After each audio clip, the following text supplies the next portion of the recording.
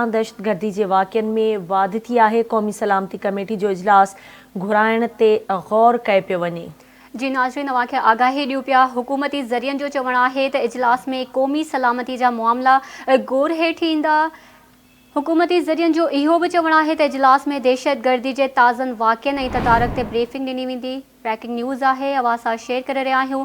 दहशतगर्दी जे वाक़िअनि में वाधि क़ौमी सलामती कमेटी जो इजलास घुराइण ते गौर। वज़ीर आज़म शहबाज़ शरीफ़ पारां क़ौमी सलामती कमेटी जो इजलास जल्द घुराइण ते गौर कयो वियो आहे। उन हवाले सां वधीक तफ़सील मालूम कंदासीं आवाज़ न्यूज़ जे ब्यूरो चीफ कुर्बान बलोच खां। जी कुर्बान बलोच, वधीक कहिड़ा तफ़सील आहिनि? जी बिल्कुलु, मुल्क ख़ासि करे बलूचिस्तान ऐं के में वधंदड़ दहशतगर्दी जे वाक़िअनि खे मुंहुं ॾियण ऐं नई हिकमत अमली तयारु करण जे हवाले सां पारां क़ौमी सलामती कमेटी जो इजलास वधाइण ते संजीदगी सां गौर कयो थो वञे।